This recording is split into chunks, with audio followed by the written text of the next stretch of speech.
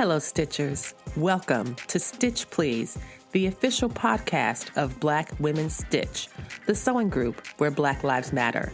I'm your host, Lisa Woolfork. I'm a fourth-generation sewing enthusiast with more than 20 years of sewing experience. I am looking forward to today's conversation, so sit back, relax, and get ready to get your stitch together.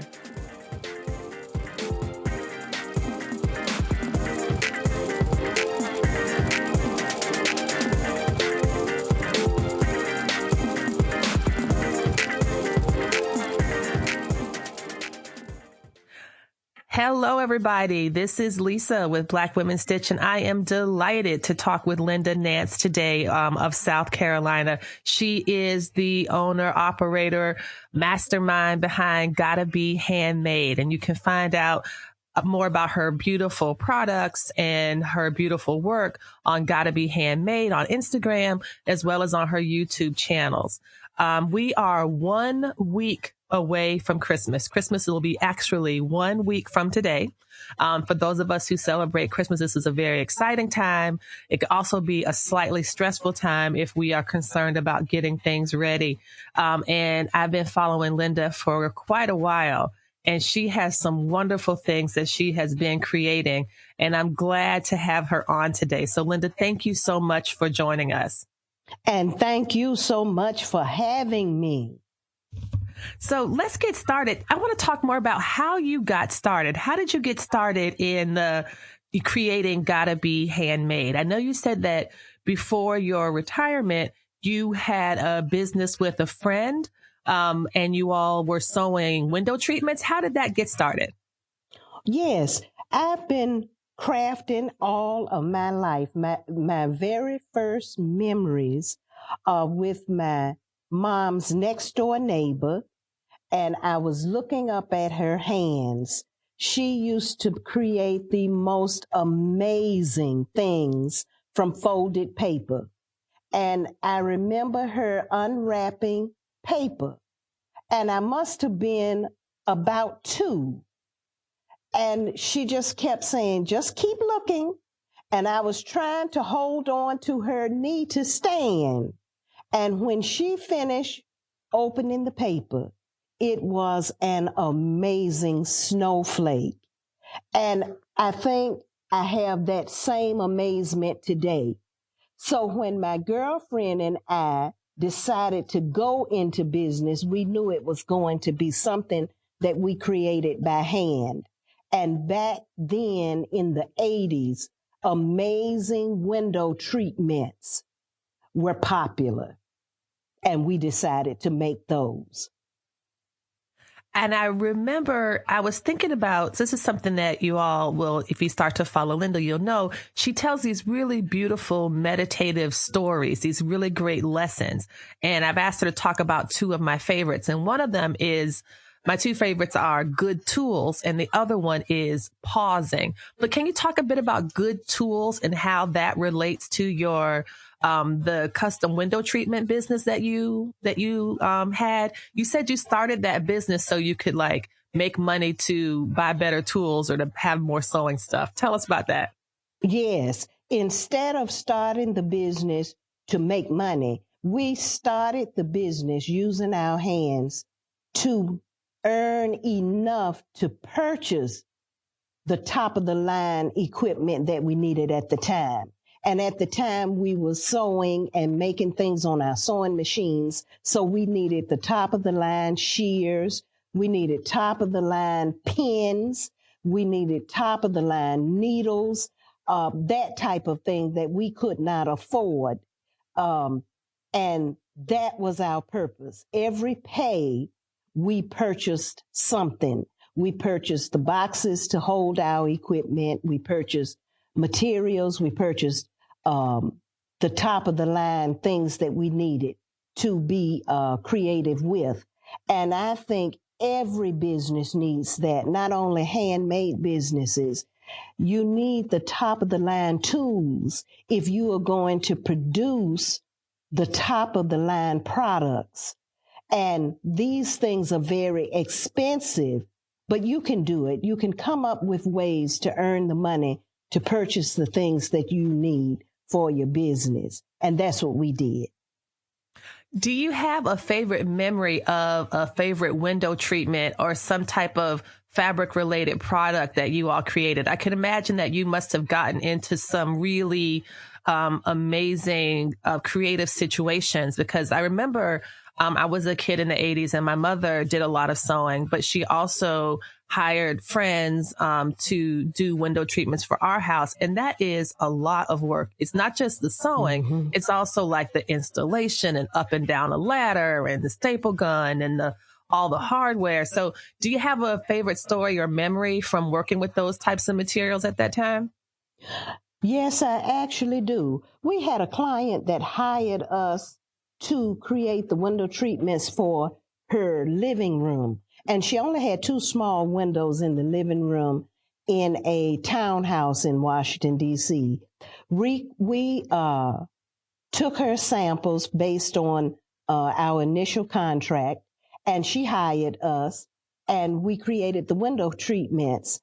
And while she was making her final payment, she happened to see my portfolio. We were able to purchase the boxes to carry everything that we needed, and as well as the cases and everything. So when we showed up, we showed up. And Nice. Nice. She happened to see my portfolio where we were doing cartoon characters on another client's wall. And she said, "Do you also paint?" And I explained to her, yes, we did. And that client's window treatment was something like $80 because she only had these valances that were very simple, plus the materials. And she said, "I want you to put Toy Story, something from Toy Story on my son's wall." Okay. And I said, "No problem. We can do it." And in 3 days, we took her the sample, and she paid us the $50 for the sample. The sample led to her paying us $800 to paint 2 characters on her son's room. From that, she hired us to do some work in her kitchen. We did a full marble countertop on a table that she had in her kitchen. And back there then, her house was like a $2 million home. And we were just elated. It just kept going and going. And I mean, that one job was amazing. And it helped. We got confidence from having our tools. We already had the skills. We already had the gift that God had given us in doing the work. But with the tools and with that one job, we had no fear. We were able to approach any type of client in any neighborhood. That's fantastic. I mean, to start from something so simple as 2 valances, and then to move from a son's bedroom, kid's bedroom, to a kitchen, to other parts of the home, it just shows you that what you had in the beginning was already so strong. Yes. You know, your creativity and your talents and skills were already so strong. All you needed was the opportunity. Yes. And you were able to get that. That's fantastic.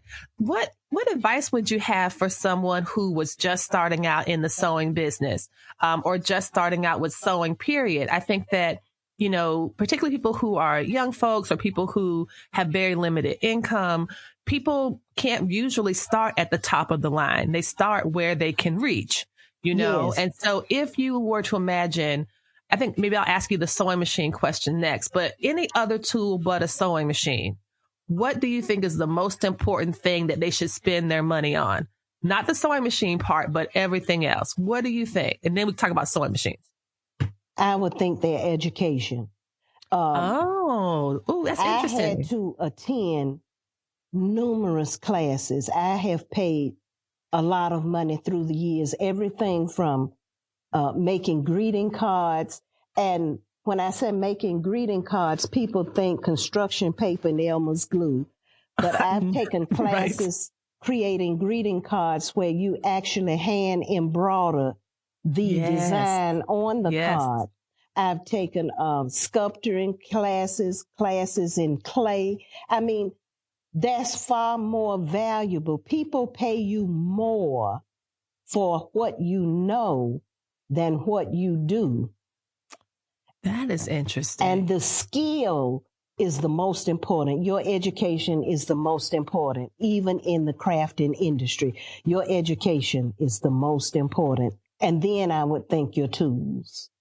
That is excellent. The idea of education and training Mm-hmm. being like the most important tool. So it's not so much about do you have great scissors? Do you have great shears? Do you have a strong seam ripper? Do you have a Mm-hmm. lot of patience?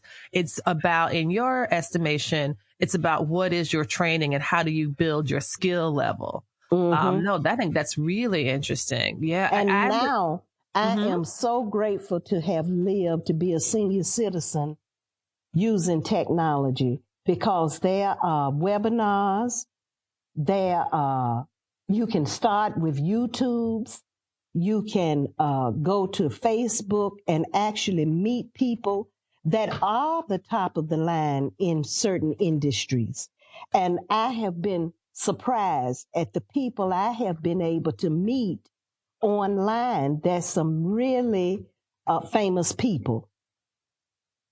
That's right. And so that was one of the questions I did have about. I think that sometimes when people think education or training, they think you have to go to a class at a university or go to a design school or go to, an institute or something that might be expensive or out of reach for some people. But you're Mm-hmm. saying that YouTube, for example, or I know I have Yes. friends that call it YouTube University, because you can Yes. learn almost anything through that. And do you Yes. think that those types of trainings contribute to a person's skill set in a meaningful way? Oh, yes, I do. And once you start training yourself, it will gear you to the venues and avenues you'd like to go to. I'm a crafter. Everybody that I deal with that's in the industry, I call handmade artists. I am not a handmade artist. I love to meet handmade artists. I love the process. I love talking with them. That's my gift. But people in the handmade industry, I call them handmade artists, because crafters have a negative uh, vibe in people's mind. But if you go on YouTube and you start watching how to create things and the creative process and all of the videos that's available, you can reach out to those people on YouTube. And I haven't had a problem with them getting back to me if they're That's current. If they're current. That's right. If they're still practicing. No, that's Yes. excellent. And I really like that idea because I like lowering barriers for participation. Yes. I like this idea that anybody who has access to the internet, even if you don't have your own computer, you can go to the public library and sit down there for a couple hours with some headsets and take Yes. notes and learn how to do things. And I think that, anything we can do to dismantle this idea that this is something that's for rich people. This is Yes. something that's for the elite. I think is something that we should continue to do and continue to support. Can you And talk? not only Mhm, I'm that, listening. briefly, for senior citizens, I would have Yes. never thought that my love, my heart, from my very first memory would ever be something that I ended up doing in my lifetime. But because we have technology available to us as senior citizens, the sky is the limit. We can learn these things. We can be in business. We can meet amazing people like yourself. Well, thank you. And I wanted, can you share, we talked earlier and you said something that I thought was so powerful and so important. You said something about aging and growing up and that now this was your time. Can you tell us a little bit more about that? That, rather than, after you retired and you moved from DC to more of a rural lifestyle, that it allowed you to claim something about your life that you weren't sure you were going to be able to do, like if you were to continue working in the same way. Do you remember the Yes. phrase? Mm-hmm. Yeah. Tell us more about that. I love that. My husband and I had a plumbing company that during the failing economy, we lost everything. We had to lay off our technicians. My husband had to lay off the office staff. Our phone just stopped ringing. And during that time, we had to regroup. We had to decide what to do. We were senior citizens then, and we decided to go back to school. We found a course that was being offered by a very young Black man teaching you social media. We learned social media. We learned how to use it. We learned how to use our computer. He forced every member of his class to get an iPhone way back there then. We learned how to download the apps. We That's learned great. how to use the iPhone for the benefit of our business. Through that, we learned filmmaking. And my husband created a DVD for homeowners to do their own plumbing maintenance that we sold online. After we got out of debt and after my husband retired, I said, this is my time. I was equipped with computers, social media, and knowledge that most people my age just don't have or don't want to use or don't realize what an amazing thing being alive in this generation really is. And I decided to take that knowledge and start my Gotta Be Handmade business. And that's how I even came up with the name.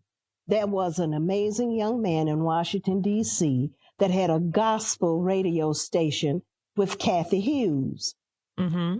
I talked with him and he said, you want to start a crafts business? And I said, yes, I do. And I said, oh, you can give me so much advice. And he said, why in the world would you at your age like to start a crafts business? And I could feel myself getting upset. And before I knew it, I was screaming. He said, why a crafts business? And I screamed to the top of my lungs, because it's gotta be handmade. And that's how the name of my business started. That is perfect. That is just perfect. What I want to take a little pause. And when we come back, everybody, we're going to talk more with LInda Nance and about her Gotta Be Handmade programs. So stay tuned.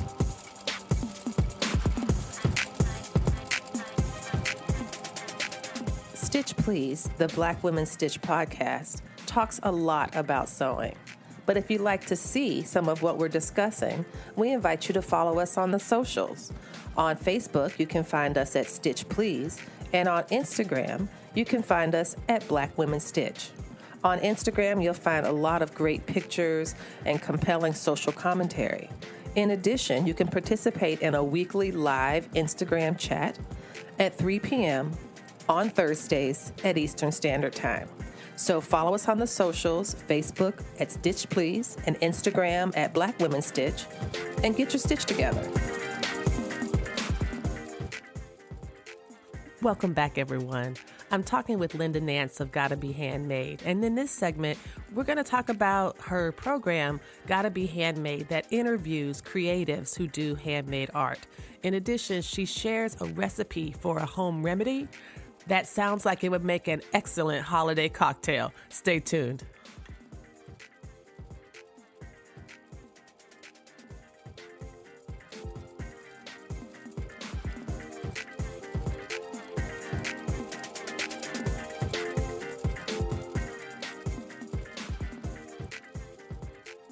And we're back, everybody. We're back talking with LInda Nance of Gotta Be Handmade.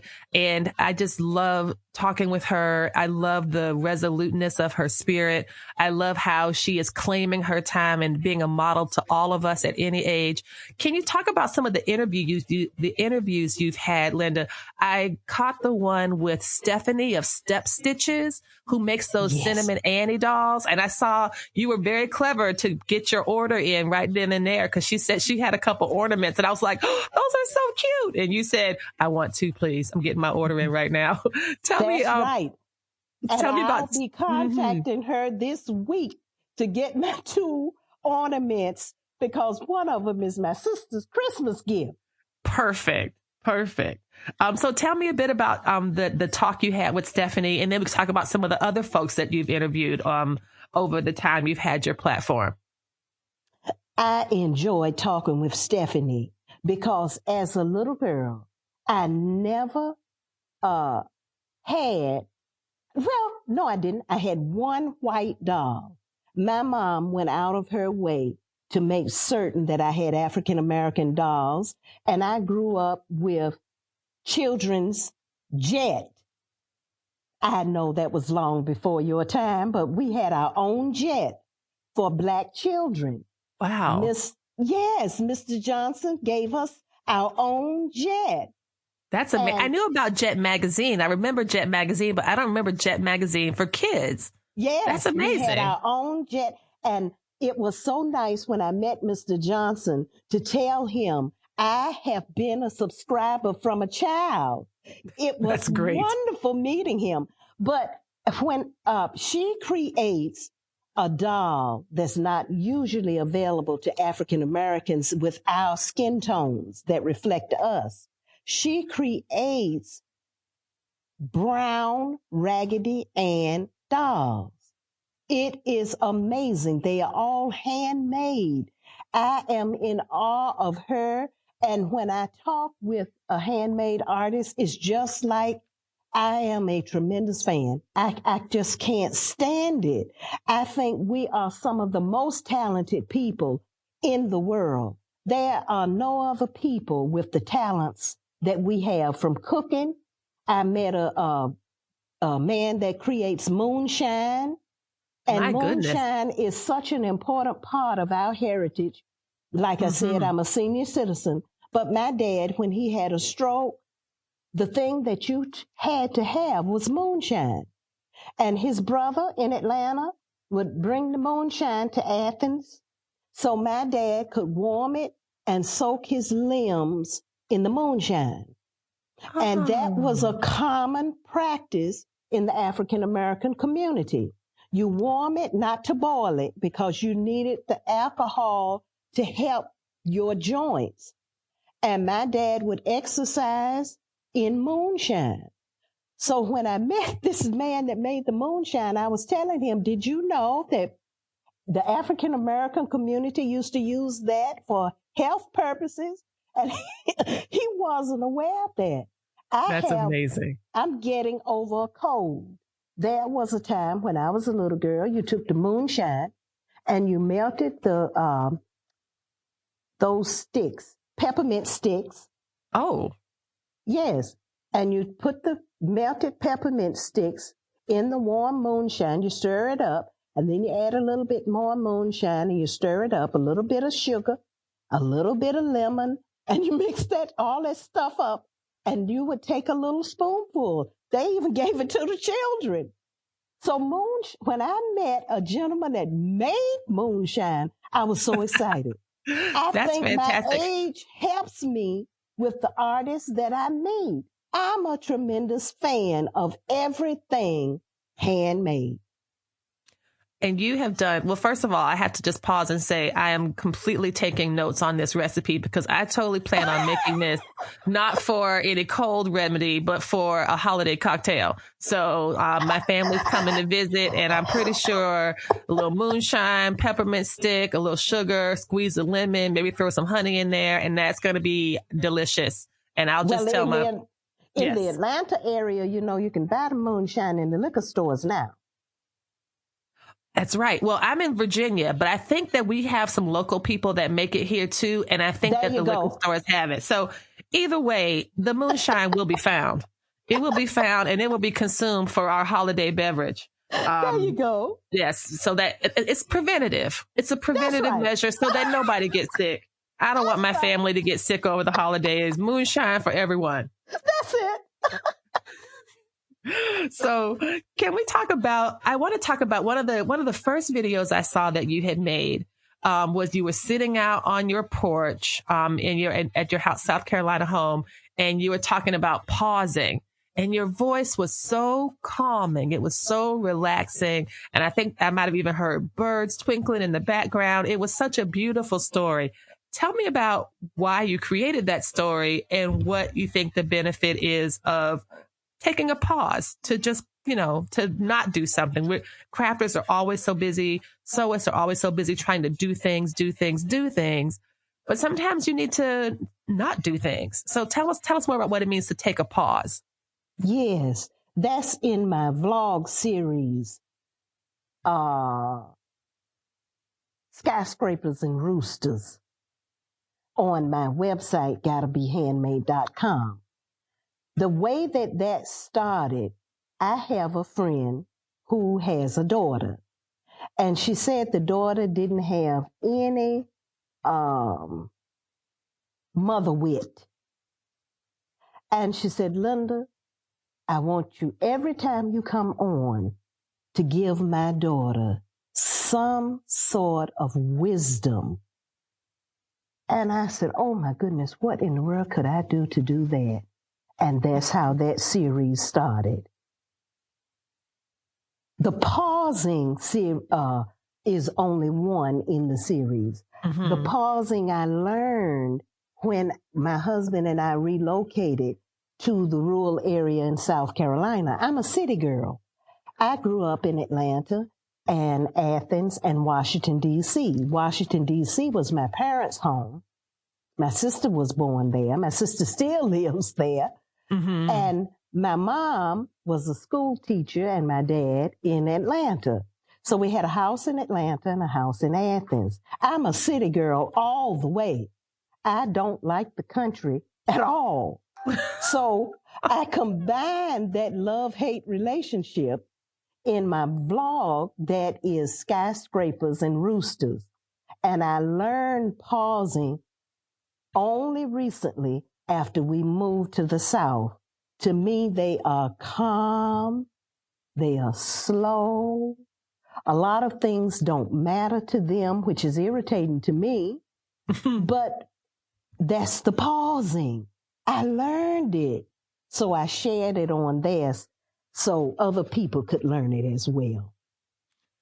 I think that's an important meditation, just to take the time. I think it becomes sometimes we get so caught up, like we think our lives mm-hmm. are some type of hamster wheel that mm-hmm. we have to constantly be in motion or nothing matters. Mm-hmm. But I think it does. Sometimes we are forced to take a pause, yes. When something terrible happens. But we can also, I think we're better served by choosing to take yes. a pause, and to take a break and to just think, Just think. It doesn't mean that you're giving up. It doesn't mean that you're not going to do what you're going to do anyway. But, mm-hmm. I don't think, pausing for a little while before you do something is going to, is ever going to be a bad thing.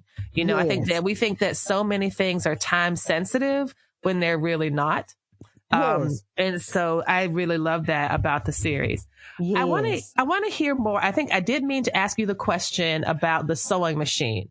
And I know you said that we were talking about tools earlier. Do you have advice in addition to the education? I love the answer to that question, but we have a lot of new sewists who might be listening and want to build a good sewing practice, a good sewing habit.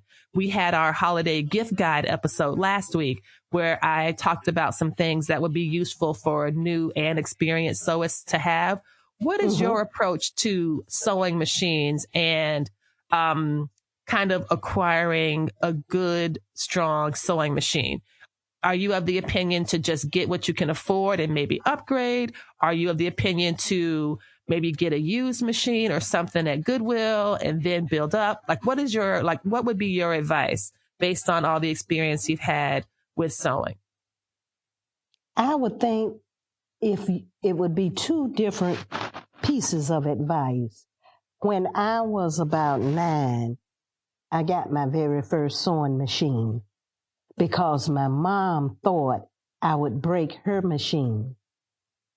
And she said, okay, when school is out, we're going to go and get you your own sewing machine. In my mind, I thought it was going to be a toy machine.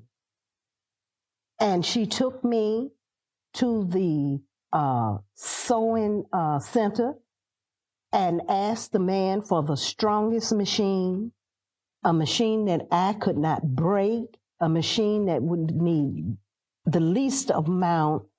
See, back there, then you had to oil the machine. You had to take the machine in to be serviced. The least amount of service. And my mom set up a payment plan and bought my very first sewing machine, which is a sewing machine that I had until about 15 months ago. Wow. Still working. So I'm still into buy the best that you can buy at the time and find a way to get the best. Now, the best may not be an electronic sewing machine that's thousands of dollars. Right. That's right. Once again, you have to get educated. My mom went to a professional and asked him what machine that was.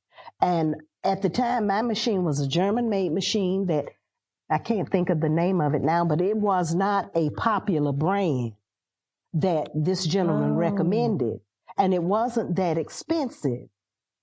So once again, you need to educate yourself. And once you get educated, I'm sure you can afford it, a good sewing machine. And that machine will last you. I'm using my mom's sewing machine now. And my mom's sewing machine was purchased in 1919. Wow. 1919? Mm-hmm. And you're still using it right now? I'm using it right now. That is incredible. And I think that that is one of the challenges, I think, of today. We often hear this complaint, and I do think it's true that a lot of the machines that were built, you know, back in that day were stronger and more reliable and built to last. And some of the machines we have now just seem, they have more plastic parts. They have more, maybe more computerized settings, but not the sturdy mechanical workings that make them, you know, last forever. And I feel like that we have so much, unfortunately, of this disposal, you know, this disposable idea. Like, okay, I'll have this for a while, then get rid of it and then get another one. And I feel like, you know, I love that idea of having a machine that is like almost 100 years old. Is that not 100? I'm terrible at math. No, but that's right. That is like 100. That's incredible. Yeah. That's really a beautiful story. And it's doing what you need it to do. And so, and it's working. That is very impressive. Yeah. I feel like, please do. I had a business, hand embroidering custom Christmas stockings, years ago to earn my Christmas money. And, when they all started offering the, embroidery machines to, homemakers, I went to purchase one, but I went to a small business to purchase my embroidery machine. And I met the owner of the business and explained to him what I wanted to do, what I was doing. I didn't have money. My husband and I had a business. Everything goes in the business. And I developed a friendship with him. So when he had sales, when he had something for me, he would contact me, and I was able to get a good deal on my embroidery machine. That's right. Oh, it's because you had a relationship, you know, and because I had a relationship. And I think that is definitely important. That is one of the things that I give advice to new sewists. I'm like, well, yes, you can buy a machine off Amazon. You can buy a machine at Walmart. But one of the things about buying a machine from a dealer is that ideally you build a good relationship and that person wants to they want to support you and they want you to be happy, because if you are happy, then you'll come back and, buy more things from them. And so I think ideally that is a really good method. You're listening to a Christmas Crafts edition of the Stitch Please podcast. I'm talking with LInda Nance of Gotta Be Handmade. Up next, a little lesson in pine cone anatomy as LInda uses these found objects to create beautiful natural creations. Yes. Let's talk about your ornaments. And so before we get there, I'm hoping that everyone, and maybe I can use this photograph as part of the podcast. You did that gorgeous portrait of this woman and you used the South Carolina pine cone for her hair. Do you remember that? Yes. Oh, that was so beautiful. And so actually I had never seen anyone use a pine cone that way. And so can you talk a bit about what motivated you to do that? And then we can talk about your pine cone ornaments. I think I'm a bit of a show-off, and I had to redevelop myself. I felt like I was getting in a rut, and I told my husband I have to become something else. I need to add to my list of what I am. And I was driving around in the rural area we're in, hating it as usual. And I looked down and it had pine cones everywhere. I said, I wonder what are these called and what type of tree these are from and why some look different. And I started studying pine cones.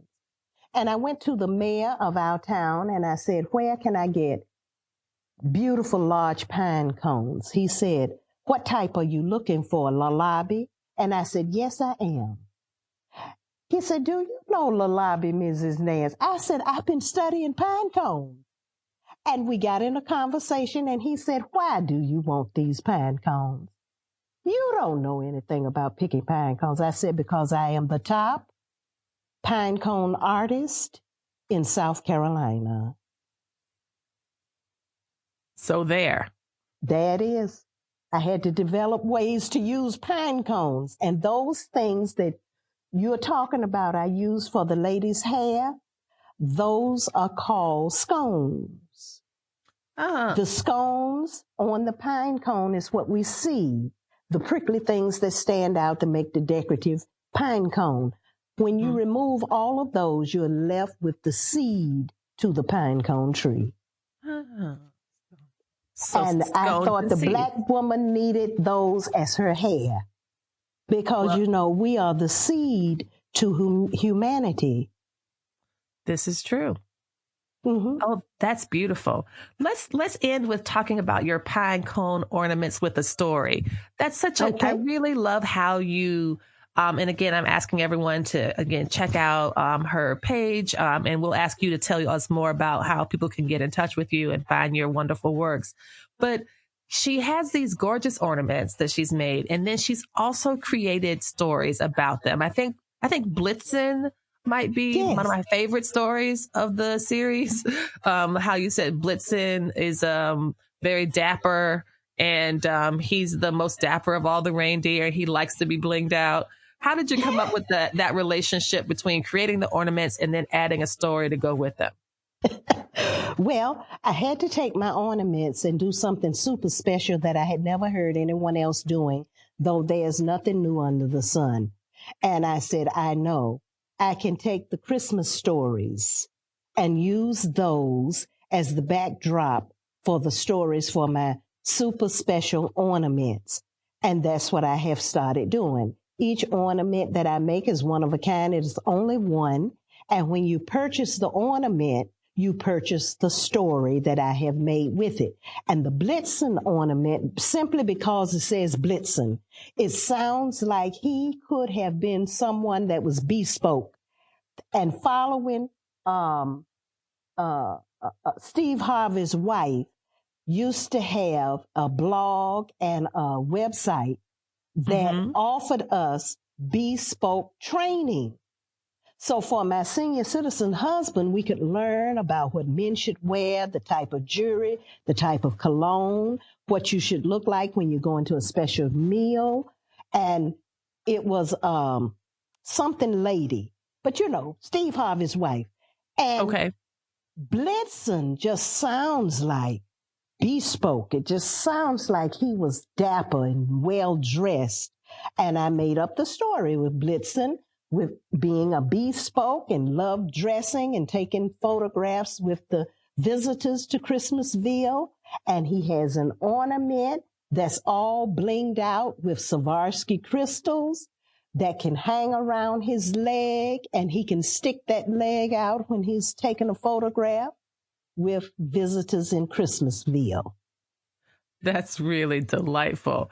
It has been a real treat to speak with you today, Linda. I really am grateful for it. It's a nice way to head into the holidays for those of us who celebrate Christmas. We'll be doing that next week.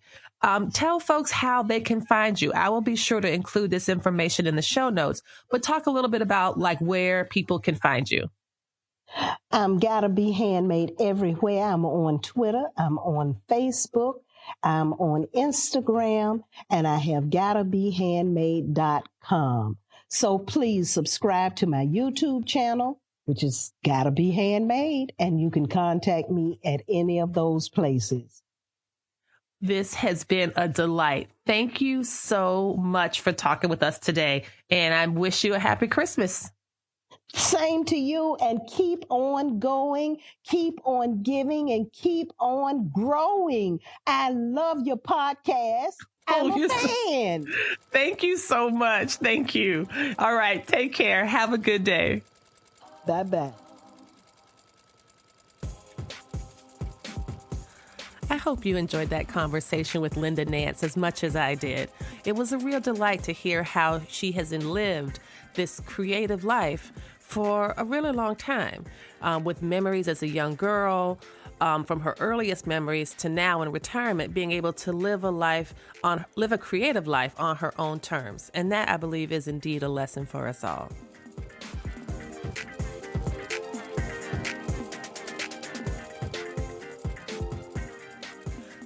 Tune in next week for a very special episode of the Stitch Please podcast, which will be a Christmas Kiki with Lisa, who's me, my mother, and my two sisters, as we talk about Christmas sewing, Christmas memories, with my mother and us as girls, and what we remember, what we finally confessed to after all these years, and figure out which one of us is really above it all when it comes to presents.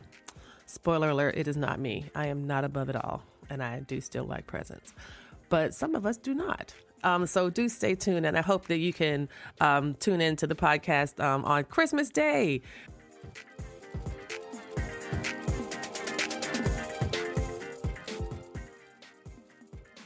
Thank you for joining us for this week's episode of the Stitch Please podcast, the official podcast of Black Women Stitch, the sewing group where Black Lives Matter. There are a variety of ways that you can support the program, and you're doing it right now. By listening to the podcast, it does help us grow. Another way to do that is to rate the podcast, review it, subscribe to it. All of these things are ways that you can support the podcast without having to spend any money at all. If you would like to spend some money to support us, there are ways to do that as well. You can make direct donations to our Patreon site for monthly contributions, as well as one-time contributions to PayPal, Cash App, or Venmo. And finally, we have another cute, very adorable way for you to support the Black Women Stitch project. It's a pin, a PIN enamel lapel pin that's very cute. It's about 2 inches wide and 1.5 inch tall, and it's of the Black Women Stitch logo. And that is $15 with free shipping to the U.S. And so if you drop $15 in the PayPal, Venmo, or Cash App accounts, and then send me your email, no, not email, if you send me your mailing address to my email, either at blackwomenstitch@gmail.com, or you send me a direct message on the Black Women Stitch Instagram page, we will put the pin in the mail to you.